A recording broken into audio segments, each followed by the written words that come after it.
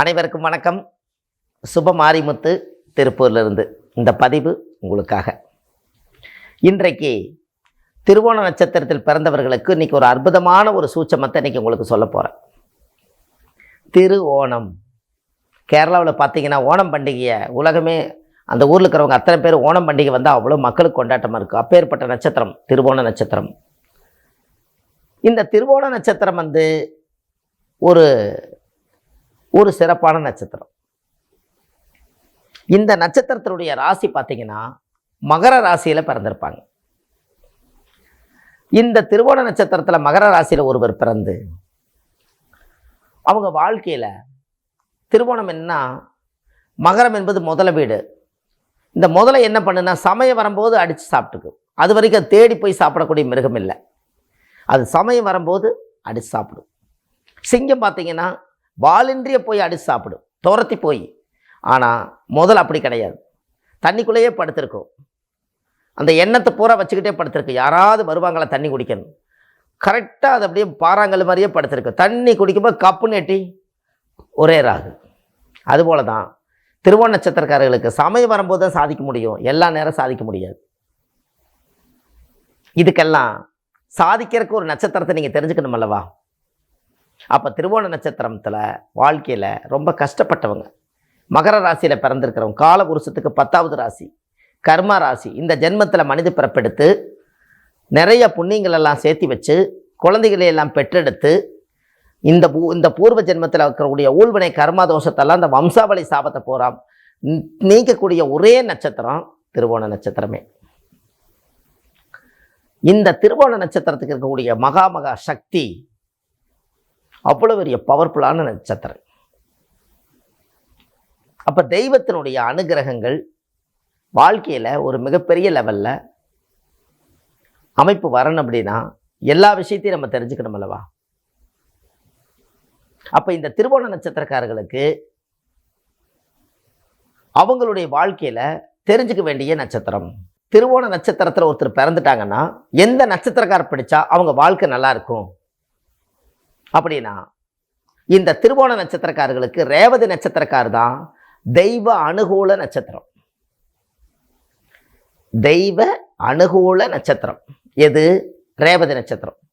இந்த ரேவதி நட்சத்திரக்கார மட்டும் அவங்க வாழ்க்கையில் பக்க பலமாக நட்பாக அவங்க வச்சுட்டாங்கன்னா, தெய்வ அனுகூலமாக அவங்கள பார்த்துட்டாங்கன்னா அவங்க அன்னைக்கே அவங்க பெரியாள் தான். இந்த நட்சத்திரக்காரர் மட்டும் இப்போ ஒரு வீட்டு வேலைக்கு ஒரு பெண்ணு வர்றாங்க. அவங்க பார்த்தா பாத்திரம் விளக்குற மாதிரி தான் தெரியும். ஒரு சின்ன சம்பளம் வாங்கிட்டு இருக்கிற வீடெல்லாம் தொடச்சி விட்டுட்டு பாத்திரமெல்லாம் கழுவி வச்சுட்டு கமுத்தி வச்சுட்டு அவங்க போயிடுவாங்க. இதுதான் வீட்டு வேலைக்கு வரவங்களுக்கு உண்டான மரியாதை கொடுப்பாங்க. சாப்பாடு இங்கே இருக்கிறது என்ன இருக்கோ அதை எடுத்து இந்த அம்மா சாப்பிடு, இந்த 2 பழம் சாப்பிடு, 2 கொய்யாப்பழம் சாப்பிடுன்னு கொடுப்பாங்க. அந்த வேலைக்கு வரக்கூடிய அம்மா திருவோண நட்சத்திரத்துக்கு அந்த அம்மா ரேவதி நட்சத்திரமாக இருக்குதுன்னு வச்சுக்கோங்க. அந்த அம்மா எப்பெல்லாம் வீட்டுக்குள்ளே போகுதோ அப்போல்லாம் வீடு நிம்மதியாக இருக்கும். ஆனால் அவங்க வர்றது வீட்டு வேலைக்கு தான். அந்த தெய்வம் வீட்டுக்குள்ளே வந்துட்டு போதுங்கன்னு அவங்கள 20 வருஷத்துக்கு 30 வருஷத்துக்கு நீங்கள் பக்கவளமாக வச்சுக்கிட்டீங்கன்னா நோய் இல்லாமல் முதல் வாழலாம். தெய்வ அனுகூல நட்சத்திரமே கதவை திறந்து உள்ளே வருதுங்கும் போது தெய்வம் ஏது கோயில் இங்கே தானே இருக்குது. அப்போ உங்களுடைய நட்சத்திரத்துக்கு தெய்வம் கோவில் இல்லை, உங்கள் வீட்டில் இருக்கு. அந்த காலத்தில் ஒன்று சொல்லுவாங்க, பார்த்துருக்கீங்களா? தாய் என்ற ஒரு தெய்வம் வீட்டோட இருக்கு, நீ தனித்தனியாக கோயில் களம் அலைவதும் எதற்கு?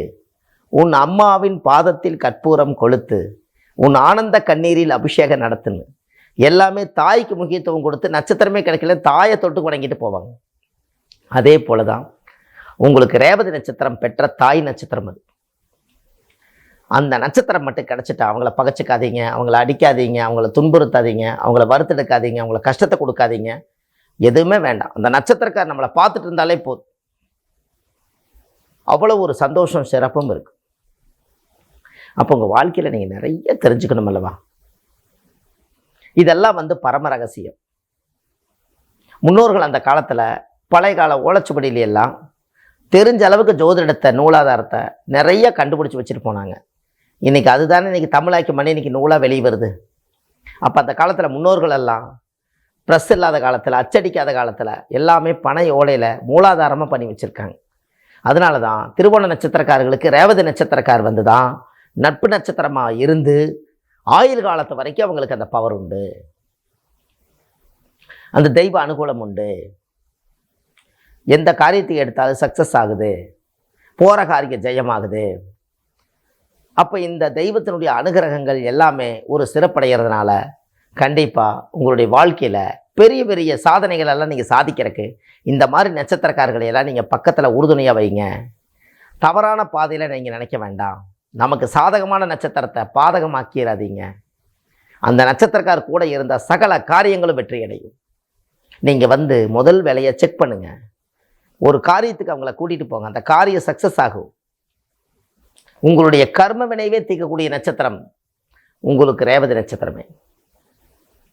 அப்போ ரேவதி நட்சத்திரம்னா என்ன? ரேவதி நட்சத்திரம் மீன ராசியா? அப்போ உங்கள் வீட்டில் 4 மீனை வாங்கி விட்டு அதுக்கு டெய்லி ஒரு தீவனம் பண்ணி இன்னொரு 4 உயிரை நீங்கள் வாழ வச்சாங்கன்னா அப்போ இந்த திருவோண நட்சத்திரக்காரர் நல்லா இருப்பாங்களா? இன்னொரு 4 உயிர்கள் வாழ்ந்துட்டு இருக்குதா? உங்களால் ஒரு கொஞ்சம் சாப்பாடு கிடைக்குது, அதுக்கு ஒரு புண்ணியத்தை வீட்டில் சேர்த்து வைக்கிறீங்களா? இதெல்லாம் நீங்கள் பண்ணலாம். ரேவதி நட்சத்திரக்காரு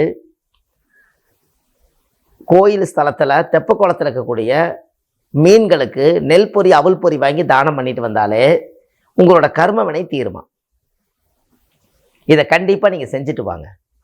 திருவோண நட்சத்திரத்தில் பிறந்திருக்கிறவங்க ரேவதி நட்சத்திரக்காரை வந்து வாழ்நாள் முழுவதும் பக்க பலமாக வச்சுக்கிட்டாங்கன்னா அவங்களுக்கு அன்னையிலேருந்து சகல பிரச்சனைகளும் நிவர்த்தியாகும்.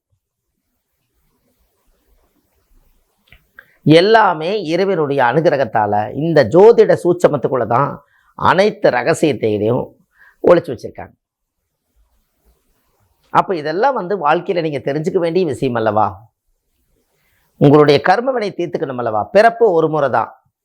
நம்ம தாயுடைய கருவறையில் இருந்து தொப்புள் கொடியை அறுத்து இந்த பூமிக்கு நீங்கள் வெளியில் வரக்கூடிய நேரம், நீங்கள் என்ன போன ஜென்மத்தில் செய்த பாவத்தை சுமந்து கொண்டு இந்த பூமிக்கு வெளியில் வந்தீங்களோ அதை நீங்கள் அனுபவிக்கத்தானே போகிறீங்க. அந்த கர்மாவை எப்படி தீர்க்கறக்கு இந்த உலகத்தில் பிறப்படுத்தீங்களோ அந்த நோக்கத்தை நம்ம சரிப்படுத்தணும் அல்லவா? அதுக்காகத்தான் புண்ணியம் செய்வதற்கே புண்ணியம் செய்திருக்க வேண்டும்.